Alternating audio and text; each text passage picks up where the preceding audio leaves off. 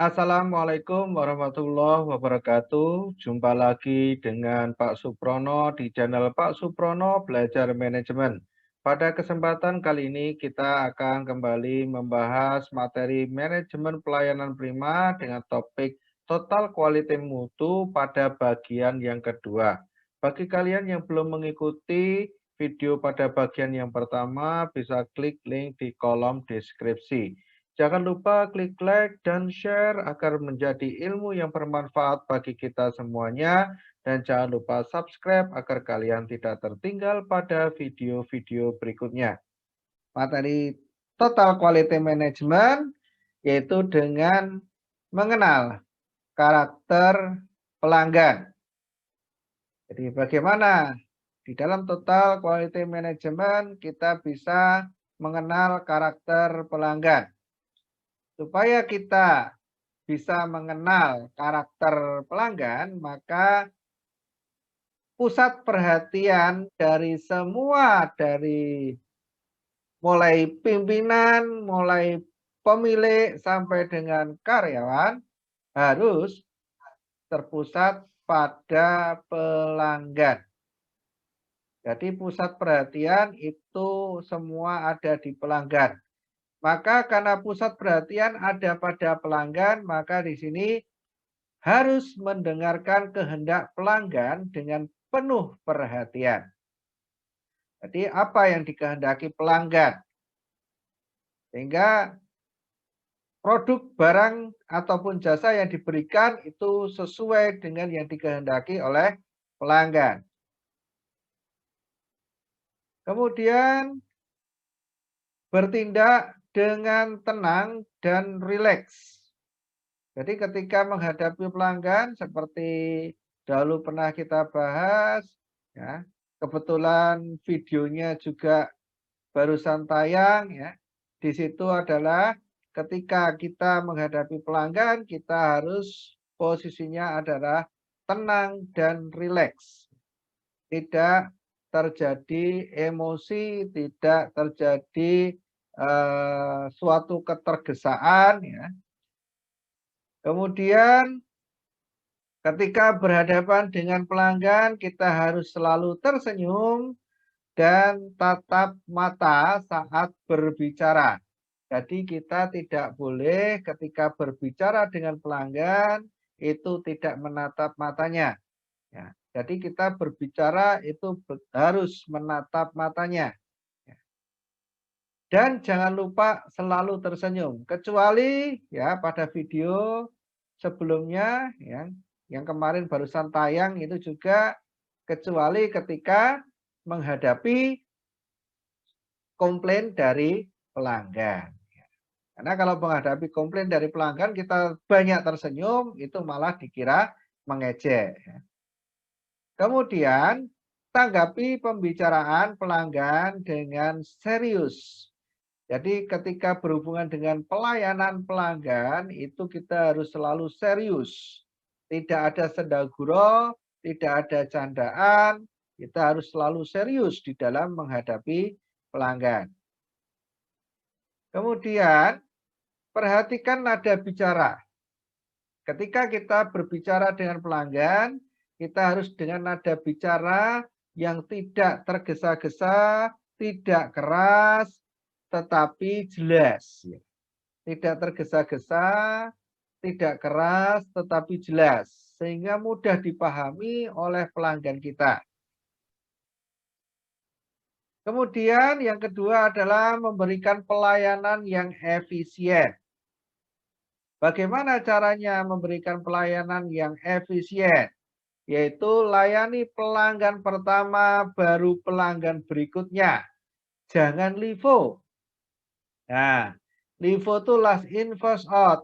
Yang terakhir datang dilayani dulu, baru yang pertama. Ini akan menjadikan problem. Kalau di dalam layanan pelanggan, ini harus yang datang pertama itu yang dilayani.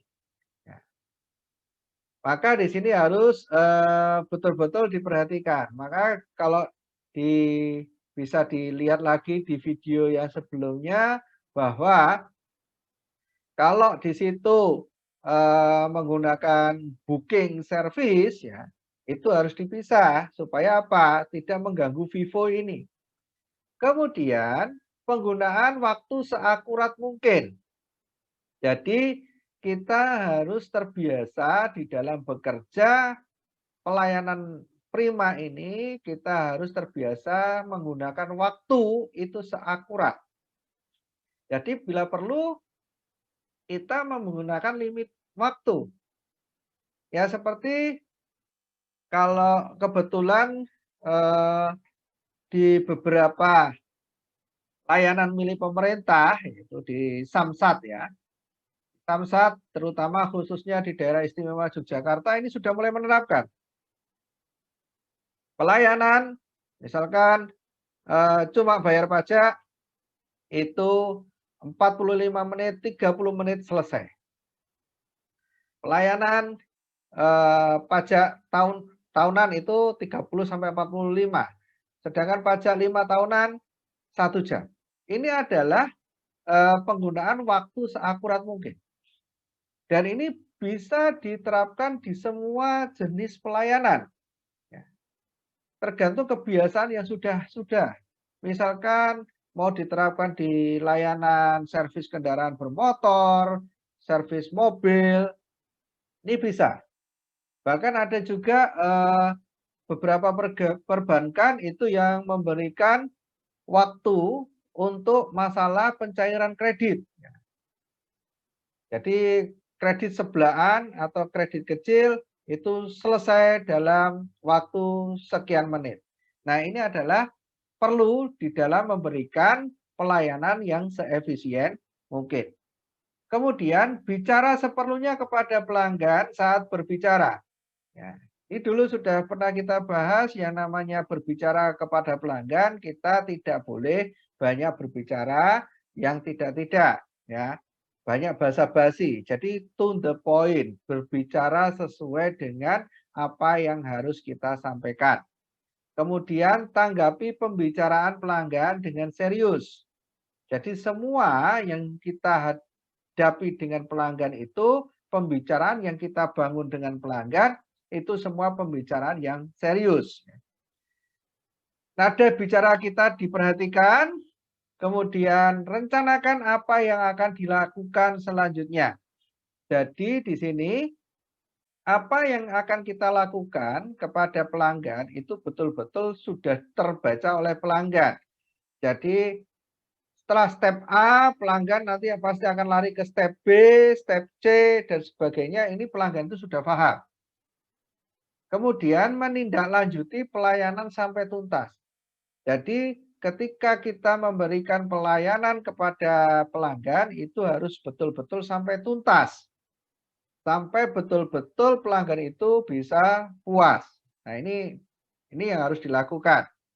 Kemudian, apabila timbul suatu pertanyaan, maka harus menjawab pertanyaan pelanggan itu secara singkat. Jadi ketika pelanggan itu bertanya, itu jangan kita menjawabnya dengan basa-basi. Jadi kita jawab itu sesuai apa adanya. Dia pertanyaannya A, ya kita jawab A. Jangan dia bertanya A, dijawabnya B, C, D. Dan jangan bertele-tele di dalam menjawab. Jadi to the point. Ya, to the point. Jadi ketika ada pertanyaan dari pelanggan itu sudah langsung bisa memahami dan sudah langsung pada intinya. Jadi tidak banyak pertanyaan lagi yang mungkin muncul akibat jawaban kita. Jadi begitu mereka mendengar jawaban kita itu langsung sudah paham. Ini caranya seperti itu.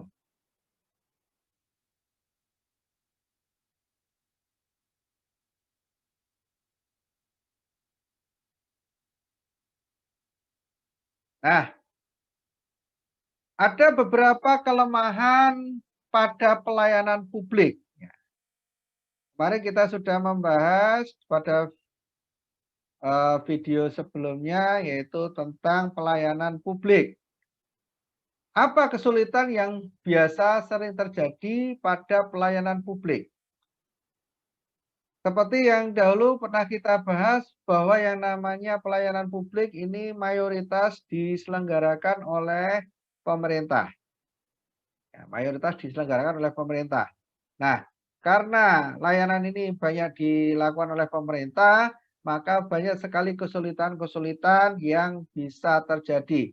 Yang pertama adalah sulit untuk mengukur output maupun kualitas pelayanan. Jadi, kebanyakan pelayanan publik yang dilakukan oleh pemerintah maupun oleh swasta yang diberi kesempatan untuk melayani publik, ini adalah biasanya sulit untuk mengukur output maupun kualitas. Kita kasih contoh di sini adalah kalau di Indonesia adalah bensin. Bensin di sini kita akan mengukur kualitas pelayanan ini sulit. Kenapa kok sulit? Karena di negara kita ini yang namanya SPBU atau bensin atau BBM di sini bersifat monopoli oleh negara. Nah, sehingga kalau kita katakan apakah pelayanannya sudah berkualitas, kita tidak tahu karena tidak ada pembanding. Tidak ada pembanding antara layanan yang disediakan oleh pemerintah dengan layanan yang lain. Memang ada layanan pemerintah yang ada pembandingnya seperti jasa penerbangan. Jasa penerbangan di sini tidak hanya maskapai milik negara, tetapi juga ada maskapai milik swasta. Nah, ketika ada pembanding seperti ini, maka kualitas pelayanan serta outputnya bisa diukur karena ada pembanding. Kemudian yang kedua, seburuk apapun kinerja pelayanan pemerintah tidak akan bangkrut. Nah, keistimewaannya kenapa kok ini sulit diukur outputnya, kemudian kualitasnya juga sulit diukur karena pelayanan milik pemerintah ini tidak pernah bangkrut. Ketika pelayanan itu disediakan oleh pemerintah dan lembaga atau perusahaan tersebut sudah akan mulai kolaps, biasanya pemerintah langsung memberikan suntikan-suntikan dana dengan cepat. Berbeda dengan milik swasta. Sehingga apa? Tidak bisa terukur. Apakah di situ betul-betul perusahaan ini capable di dalam memberikan pelayanan atau tidak sulit diukur. Kemudian yang ketiga adalah sulit mencegah nilai-nilai dan kepentingan para birokrat dari kepentingan umum atau masyarakat yang seharusnya dilayani. Nah, karena di sini adalah lembaga yang pelayanan publik itu adalah mayoritas diselenggarakan oleh pemerintah, maka di sini sulit sekali untuk memisahkan antara bisnis pelayanan yang sesungguhnya dengan kepentingan birokrat. Karena apa? Karena tipis sekali. Ya, karena tipis sekali. Mau tidak mau yang namanya politik itu pasti masuk ke dalam pelayanan publik yang diselenggarakan oleh pemerintah. Maka ketika berbicara politik, maka akan berbicara masalah birokrat. Nah, di sini ini nilainya tipis sekali. Dan kebanyakan mayoritas di semua negara di lapisan dunia ini yang mengadopsi sistem ekonomi yang sama, pasti juga sulit juga mencegah nilai-nilai kepentingan birokrat yang ada di dalam layanan publik. Nah, apa sebenarnya hambatan? Hambatan dari kinerja aparatur pemerintah di dalam layanan publik. Nah, yang pertama adalah ada konflik peran atau role konflik. Nah, konflik perannya di mana? Jadi di sini yang namanya pelayanan itu sebenarnya dibangun nantinya sebuah perusahaan yang memberikan pelayanan kepada konsumen ini ujung-ujungnya itu adalah keuntungan. Akan tetapi ketika berbicara dengan lembaga pelayanan publik yang diberikan oleh pemerintah, maka di sini ada dua hal yang harus dilakukan kebetulan kalau di negara kita di sini adalah yang satu sisi adalah sisi keuntungan, Yang satu sisi adalah sisi layanan. Nah, di sini memiliki karakter yang berbeda. Kalau berbicara layanan itu berarti tidak berbicara masalah keuntungan. Keuntungan adalah nomor dua. Tetapi ketika berbicara ini adalah perusahaan, dia harus mencari keuntungan. Nah, inilah terjadi konflik peran. Kemudian ada ambiguitas peran. Nah, tadi sebelumnya sudah kita singgung bahwa ada peran birokrat.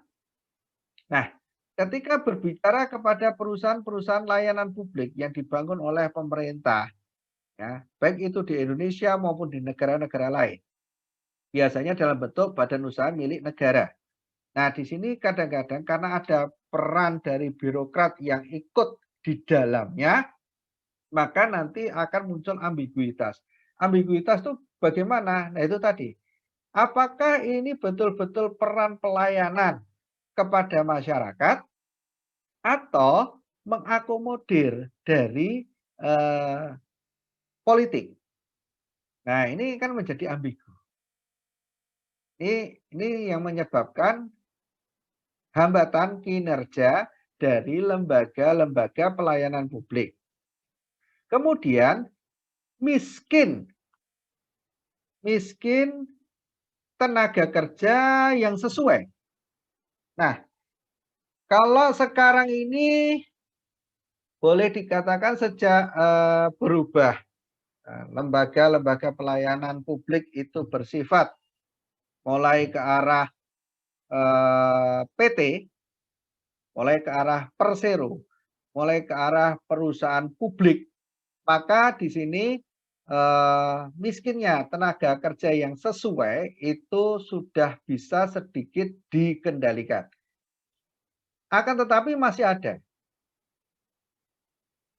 Kenapa kok bisa sampai ada miskin?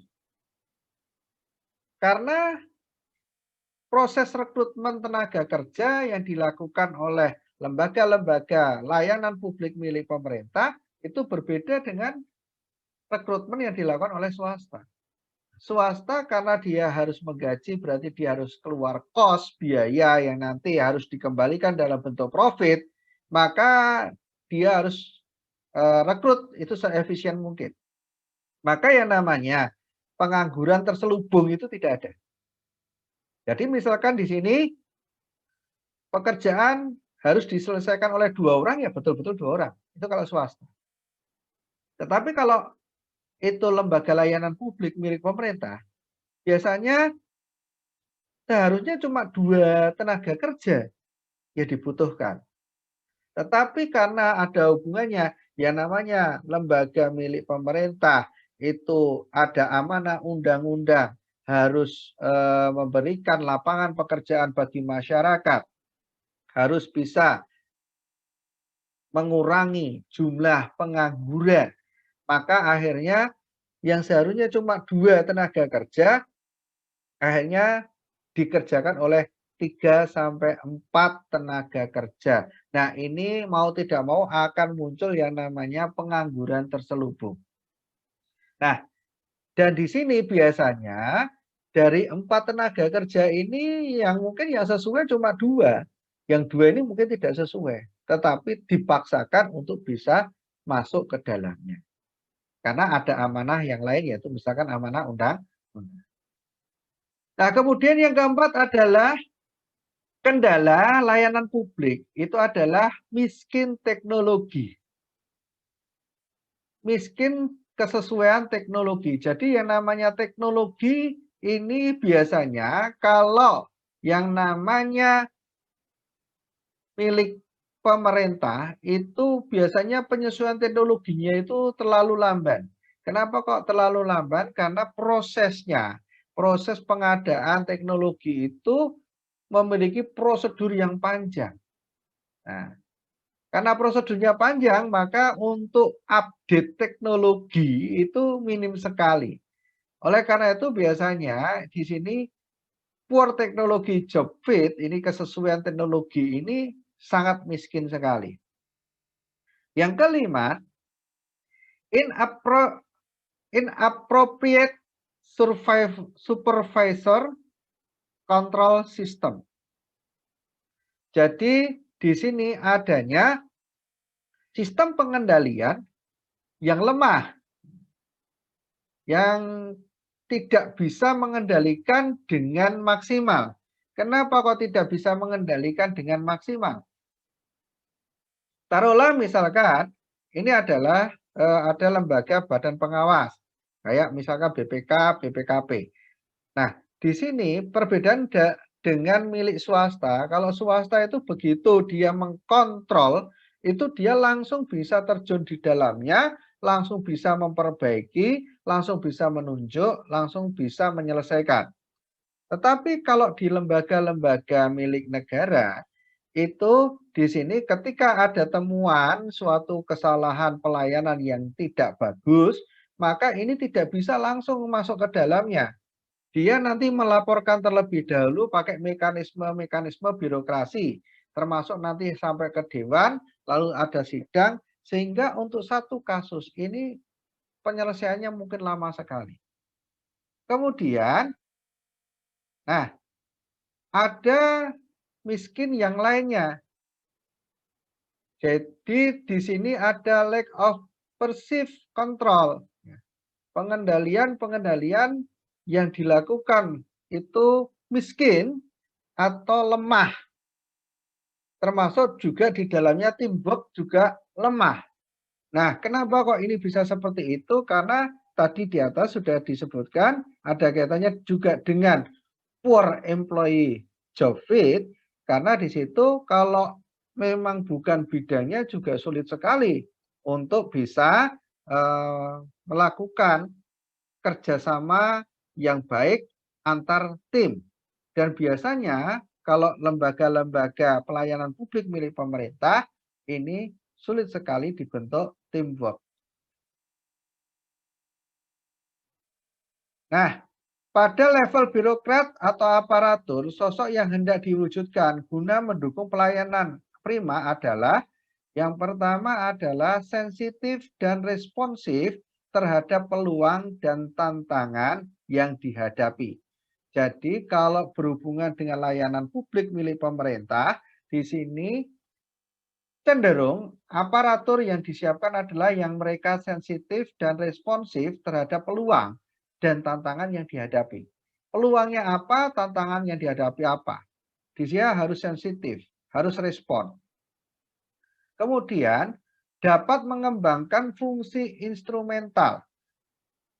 Dari instrumen-instrumen atau bagian-bagian yang ada di dalam pelayanan tersebut, dia itu bisa mengembangkan. Berarti di sini membutuhkan orang yang memiliki daya kreatif tinggi. Kemudian berwawasan futuristik dan sistemik. Dia memiliki wawasan ke depan, tapi juga sistemik. Bisa disusun secara tersistem. Kenapa kok bisa tersusun secara tersistem? Karena di sini ingat, di sini hubungannya dengan birokrat. Di situ ada level birokrat, ada aparatur di mana semuanya berjenjang. Kemudian berkemampuan dalam mengoptimalkan sumber daya. Nah, perbedaan dengan swasta, biasanya kalau swasta itu ingin membutuhkan sumber daya yang baru, itu tinggal main aja, beli dan sebagainya, pengadaan dan sebagainya. Kalau di lembaga publik yang itu milik pemerintah, ini tidak bisa.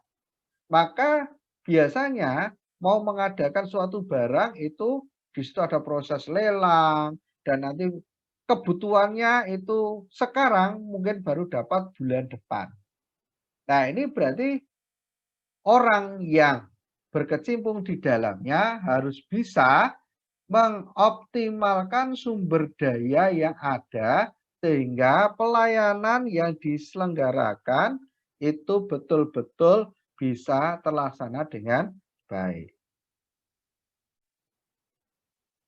Prinsip dasar pengembangan pelayanan prima, jadi yang Namanya pengembangan pelayanan prima ini pelayanan yang berorientasi kepada kepuasan penerima layanan.